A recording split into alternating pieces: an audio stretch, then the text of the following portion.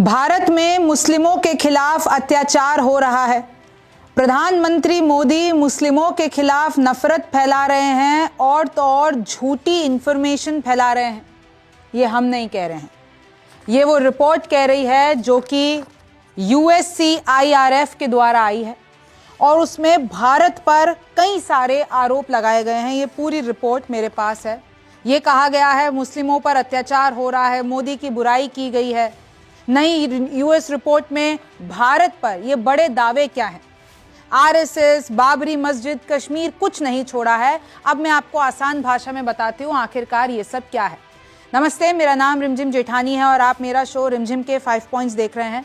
तो 5 पॉइंट ये हैं। सबसे पहला, USCIRF की नई रिपोर्ट में आखिरकार क्या क्या है। दूसरा, देखिए अमेरिकी सरकार के लिए इसमें क्या सिफारिशें की गई है कि ट्रंप को ये एक्शन प्लान बनाना चाहिए। तीसरा है, भारत क्या इंट्रोडक्शन कैसे दिया है, भारत के खिलाफ में क्या क्या लिखा है। चौथा है, भारत में व्यवस्थित धार्मिक उत्पीड़न हो रहा है, ये सब इन पन्नों में लिखा हुआ है। और पांचवा देखिए कि आखिर US के आंकड़े क्या कहते हैं, क्योंकि जो बात इसमें नहीं लिखी है हम आपको वो भी बताएंगे। शो की शुरुआत करते हैं। सबसे पहले देखिए कि रिपोर्ट कहां की है। United states commission on international religious freedom, ये एक संस्थान है और इनकी तरफ से एक रिपोर्ट आई है भारत के ऊपर।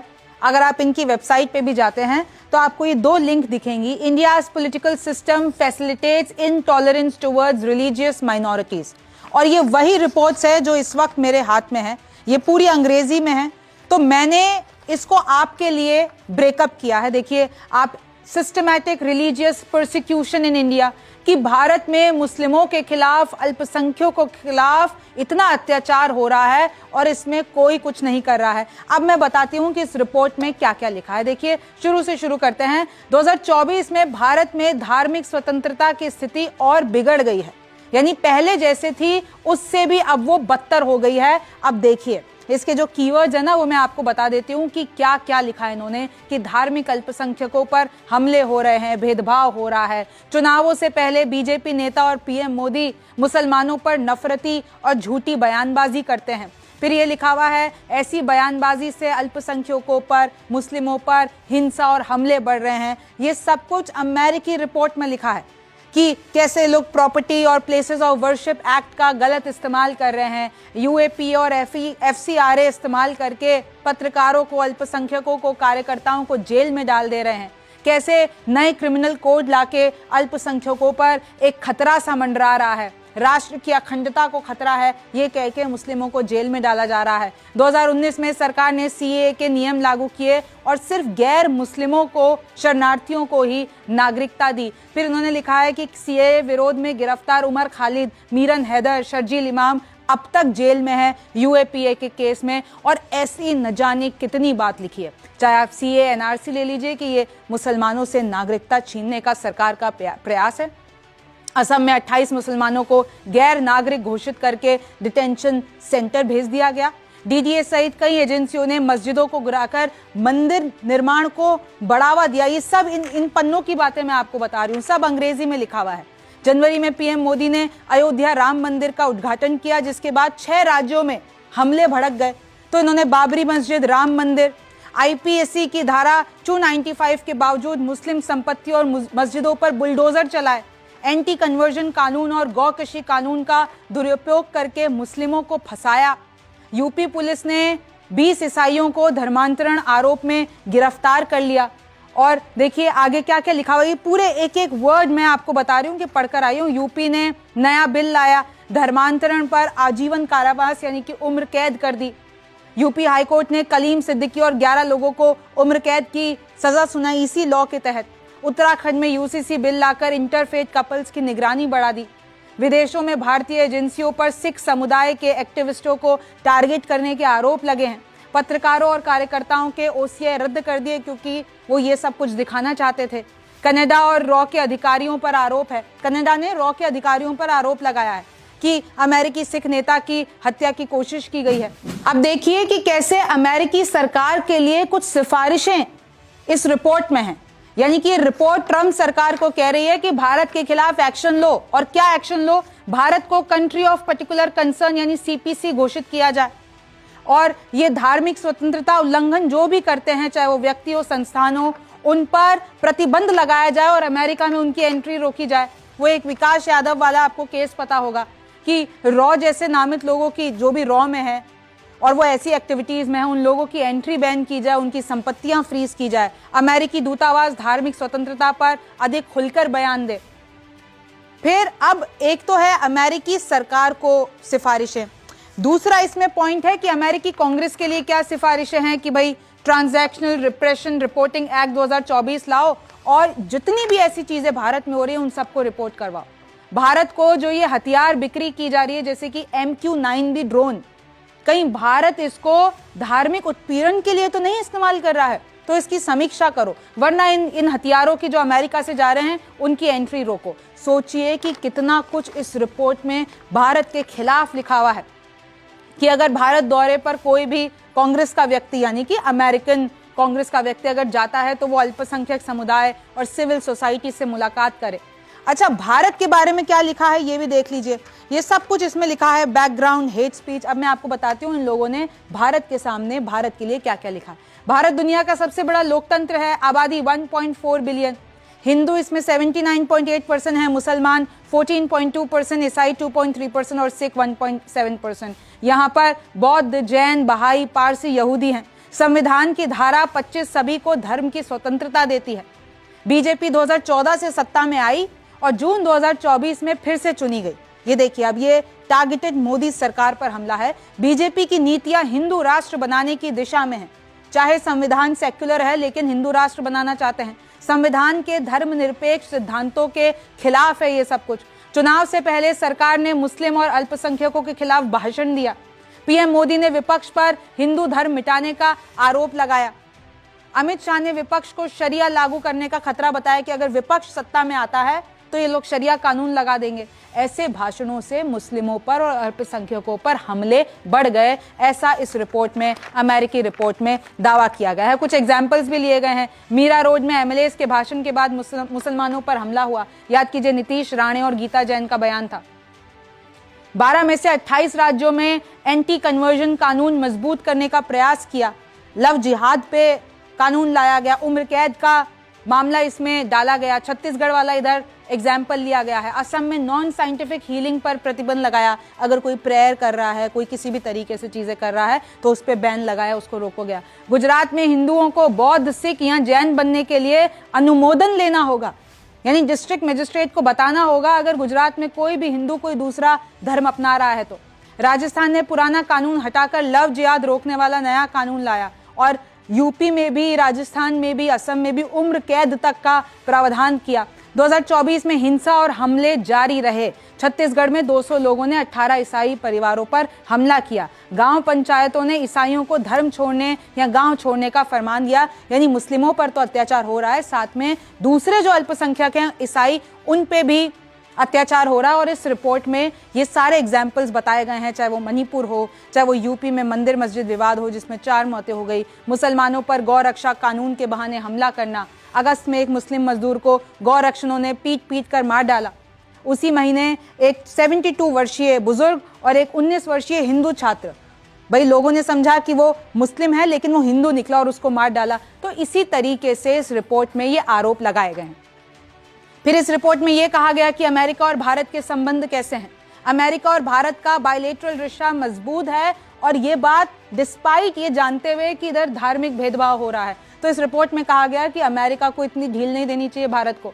SFRC के बेन कार्डियन ने MQ-9 ड्रोन बिक्री रोकने पर विचार किया है। फिर आगे देखिए, स्टेट डिपार्टमेंट जो कि अमेरिका का है, उसके मैथ्यू मिलर ने कहा है कि CAA चिंता का विषय है। फिर आगे देखिए कि कैसे सेनेटर टिम केन ने कहा है कि NGO फंडिंग जो भारत ने रोक दी है उसकी आलोचना की है। फिर DOJ ने 2023 में सिख एक्टिविस्ट की हत्या की कोशिश की जांच जारी की। न्यूयॉर्क कोर्ट ने अजीत डोवाल और समंत गोयल जो कि RSS के पूर्व चीफ हैं उनको समन जारी किया। ये सारी डिटेल इन रिपोर्ट्स में बताई गई है। फिर आगे बढ़िए कि कैसे DOJ ने विकास यादव की भूमिका का दूसरा आरोप प्रकाशित किया। भारत की जांच समिति वॉशिंगटन गई। US इंडिया 2+2 डायलॉग में डोनाल्ड रू ने सिक्योरिटी के बारे में बात की। तो ये बताना चाह रहे हैं, टाइमलाइन बता रहे हैं कि कैसे क्वाड मीटिंग होती है, उसमें प्राकृतिक आपदाओं की बात होती है, तकनीक की बात होती है, लेकिन मानव अधिकार मुद्दों की बात नहीं होती है। उस मीटिंग में जो बाइडेन भी होते हैं क्योंकि उस टाइम पे वो प्रेसिडेंट थे, और प्रधानमंत्री मोदी भी होते हैं, लेकिन जो भारत में होता है उसके खिलाफ आवाज नहीं उठाई जाती है। इस रिपोर्ट में ये कहा गया कि भारत में सिस्टमैटिक रिलीजन परसिक्यूशन हो रहा है, यानी भारत का संविधान सेक्युलर है लेकिन जमीन पर धार्मिक आजादी सिकुड़ रही है। 2014 के बाद बीजेपी हिंदुत्व नीतियों से अल्पसंख्यकों पर दबाव बना रही है। कई राष्ट्रीय राज्य कानून रिलीजियस फ्रीडम को सीमित करते हैं। भारत की आबादी 1.4 अरब आबादी है, लेकिन वो एक बहुधर्मों वाला, कई धर्मों वाला देश है, और मुस्लिम बहुल इलाके जैसे कि लद्दाख, जम्मू कश्मीर, लक्षद्वीप हैं, और भी अलग अलग चीजें हैं। दलित यहाँ पर सबसे ज्यादा प्रताड़ित हो रहा है। तो इस तरीके से बहुत से, मैं आपको एक सीधे तौर से बताऊं, बहुत सारे झूठ इस रिपोर्ट में छापे हैं। जाति भेदभाव, दलितों पर भेदभाव जारी है, और इन्होंने कोई चीज नहीं छोड़ी है कि आप देखिए आगे कि राजनीतिक ढांचा देखिए, संविधान धार्मिक आजादी देता है पर अल्पसंख्यकों का प्रति, तो आप देख रहे हैं कि कैसे पूरी रिपोर्ट में अल्पसंख्यकों की बात की गई है। आरोप लगाया गया है कि राष्ट्रपति सिर्फ औपचारिक प्रमुख हैं, असल शक्ति प्रधानमंत्री के पास है, और राज्यों में भी ऐसा है, पहले मुख्यमंत्री फिर राज्यपाल। फिर बीजेपी और आरएसएस पे भी हमला किया है कि बीजेपी आरएसएस की राजनीति शाखा के रूप में बनी आरएसएस का लक्ष्य है हिंदू राष्ट्र की स्थापना। आरएसएस वर्षों से अल्पसंख्यकों पर हिंसा के लिए आरोप लगाया जाता है आरएसएस के ऊपर। फिर देखिए 1992 बाबरी मस्जिद ढहाने वाले आंदोलन का नेतृत्व आरएसएस केंद्रित समूह ने किया। इन्होंने बाबरी मस्जिद फिर छेड़ दिया। आरएसएस और राजनीतिक लिंक, यानी आरएसएस चुनावों में बीजेपी को जितवाती है। कैसे मोदी के ऊपर गुजरात दंगों के आरोप हैं, कैसे अमेरिका ने 2005 में मोदी पर रिलीजियस फ्रीडम एक्ट के तहत वीजा बैन लगाया था, लेकिन जैसे ही वो प्रधानमंत्री बने उसको हटा दिया गया। ये सारी चीजें इस रिपोर्ट में लिखी हुई है। अमित शाह भी आरएसएस पृष्ठभूमि से आते हैं, भाषणों में बार बार मुस्लिम विरोधी बयान देते हैं। सितंबर 2025 तक बीजेपी 28 में से 17 राज्यों पर अब सत्ता में है, यानी वो पूरे जितने भी राज्य हैं उन पर उनका काबू है। फिर 2019 में जम्मू कश्मीर की बात भी लिया है, जम्मू कश्मीर का विशेष दर्जा खत्म कर दिया गया। सीएए से सभी धर्मों को नागरिकता राहत, मुसलमानों को छोड़कर, यानी सीएए में मुसलमानों के साथ अत्याचार हुआ। 2024 में राम मंदिर उद्घाटन हुआ बाबरी मस्जिद के विवादित ढांचे पर। शिक्षा में मुस्लिम राजाओं इतिहास को हटाने की कोशिशें की गई। कई राज्यों में सख्त एंटी कन्वर्जन लॉ है। तो आप देखिए एक ही बात को उन्होंने बहुत बार रिपोर्ट किया है, बहुत बार रिपीट किया है। यूएपीए, सीएए, एनआरसी, वक्फ बिल जैसे कानून अल्पसंख्यकों को सीधे प्रभावित करते हैं। आईपीसी की धारा 295A ब्लास्फेमी जैसे इस्तेमाल, राज्यों में धर्मांतरण व गाय वध कानूनों पर, सीबीआई को राज्यों पर जांच का अधिकार नहीं, जवाबदेही लगभग शून्य। तो ऐसे करके चाहे वो कानूनी ढांचा हो, चाहे फिर ये अल्पसंख्यकों की गिरफ्तारी हो, फिर चाहे कोर्ट में 40 मिलियन केस लंबित हैं, ट्रायल में सालों साल लग जाते हैं, मुस्लिम अगर कुछ अल्पसंख्यक है तो वो अंदर ही रहते हैं। तो निष्कर्ष इन्होंने ये निकाला है, कंक्लूजन ये निकाला है कि कोर्ट में, अगर आप ये वाला ग्राफिक्स देखेंगे, संविधान सुरक्षा देता है लेकिन राजनीतिक व्यवस्था भेदभाव को जगह देती है, डायरेक्ट मोदी सरकार पर आरोप है। आरएसएस बीजेपी की करीबी नीतियों को अल्पसंख्यकों के खिलाफ मोड़ती है। यूएससीआईआरएफ ने 2025 में भारत को कंट्री ऑफ पर्टिकुलर कंसर्न घोषित करने की सिफारिश की है। अब इस रिपोर्ट का निष्कर्ष यही है, जो 3-6 पन्ने आपको दिख रहे हैं, इसमें यही कहा जा रहा है कि भाई भारत को कंट्री ऑफ पर्टिकुलर कंसर्न घोषित करो और उसके बाद एक्शन लो। ये अमेरिकी सरकार करना चाहिए। अब मैं आपको बता देती हूं कि ये तो इन लोगों ने भारत के खिलाफ लिखा। अब जरा अमेरिका की भी सच्चाई देख लेते हैं। ये जो अमेरिका भारत को ज्ञान दे रहा है, ये जो अमेरिका ऐसी रिपोर्ट्स छापकर झूठ लिख रहा है, तो पहले अपने गिरेबान में झांक के देखिए भाई। अमेरिका का हेट क्राइम रिकॉर्ड दुनिया में सबसे खराब है।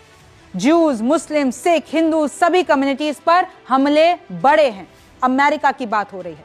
यूएस में मास शूटिंग एपिडेमिक है। गन कल्चर तो आपको पता ही है ना।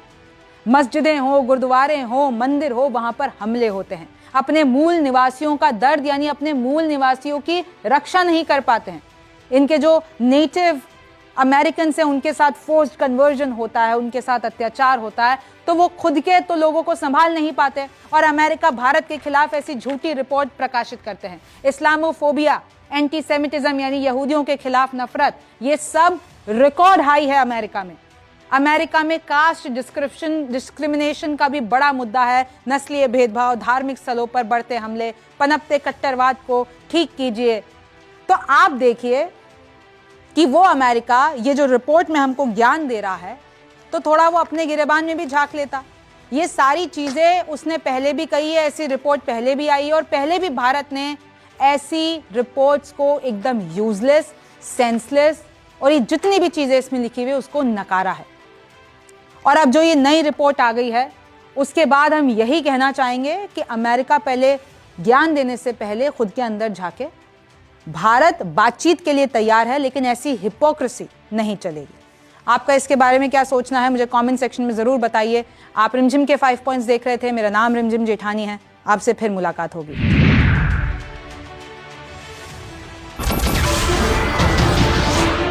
नमस्कार, मैं हूं मानक गुप्ता। अगर आपको हमारा ये वीडियो पसंद आया हो तो इसे लाइक और शेयर जरूर करें, और हां, हमें सब्सक्राइब और फॉलो करना ना भूलें ताकि आप देश और दुनिया की कोई खबर मिस ना करें। तो जुड़े रहिए हमारे साथ और देखते रहिए न्यूज़ 24।